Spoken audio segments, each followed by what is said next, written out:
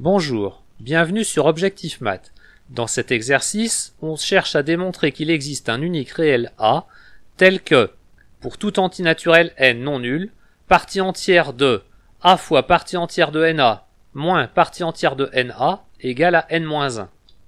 Vous devriez maintenant mettre la vidéo sur pause et chercher à résoudre l'exercice par vous-même. Nous allons procéder par analyse-synthèse en supposant qu'il existe un tel réel A. On peut tout de suite vérifier que A égale 0 ne vérifie pas la condition, puisqu'avec A égale à 0, le membre de gauche est nul indépendamment de la valeur de n. Continuons avec le cas A strictement positif. Considérons n un antinaturel non nul. Par définition de la partie entière appliquée à n fois A, on a n fois A moins 1 strictement inférieur à partie entière de NA, inférieur ou égal à NA. En multipliant ces inégalités par A qui est positif, on obtient NA au carré moins A, strictement inférieur à A fois partie entière de NA, inférieur ou égal à n fois A au carré. Et donc NA au carré moins A moins 1 est strictement inférieur à partie entière de A fois partie entière de NA, qui est inférieur ou égal à NA au carré. En multipliant la première ligne par moins 1 et en ajoutant à la dernière ligne, on obtient NA au carré moins A moins 1 moins n fois A, strictement inférieur à partie entière de A fois partie entière de NA moins partie entière de NA, elle-même strictement inférieure à NA au carré moins NA plus 1. Et en utilisant l'hypothèse sur petit a, on obtient NA au carré moins A moins 1 moins NA, strictement inférieur à n moins 1, strictement inférieur à NA au carré moins NA plus 1. En ne considérant que l'inégalité de gauche, on a n facteur de A au carré moins A moins 1 strictement inférieur à A. Et en ne considérant que l'inégalité de droite, on obtient n facteur de A au carré moins A moins 1 strictement supérieur à moins 2. On déduit de l'inégalité de gauche que A carré moins A moins 1 est inférieur ou égal à 0. On peut par exemple tout diviser par n et utiliser le théorème de passage à la limite. De la même façon, le terme de droite nous permet de conclure que A carré moins A moins 1 est positif ou nul.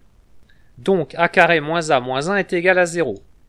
On en déduit que A est égal à 1 plus racine carrée de 5 sur 2 qui est la seule racine positive de cette équation. Autrement dit, A est le nombre d'or, que l'on note habituellement phi. Dans le cas 2, on regarde ce qui se passe lorsque A est strictement négatif. On considère n un antinaturel non nul.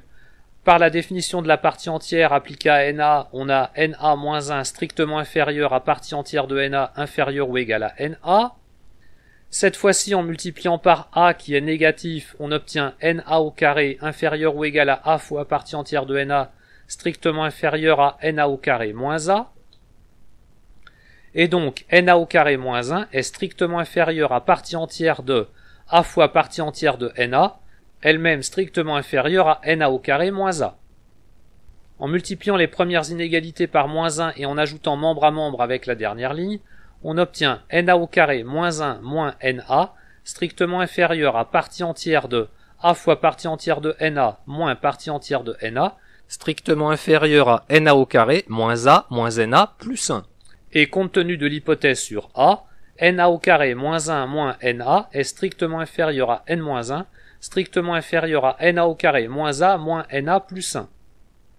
L'inégalité de gauche donne n facteur de A carré moins A moins 1 strictement négatif, et l'inégalité de droite donne n facteur de A carré moins A moins 1 strictement supérieur à A moins 2.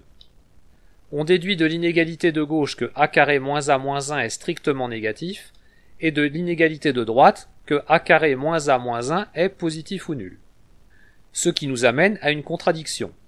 On peut conclure l'analyse en disant que s'il existe un réel A vérifiant pour tout antinaturel n, partie entière de A fois partie entière de NA moins partie entière de NA égale à n-1, ça ne peut être que le nombre d'or phi égal à 1 plus racine carrée de 5 sur 2. Nous allons procéder à la synthèse, soit n appartenant à n étoiles. Comme partie entière de n phi est un entier, on peut écrire partie entière de phi partie entière de n phi moins partie entière de n phi égale à partie entière de phi partie entière de n phi moins partie entière de n phi.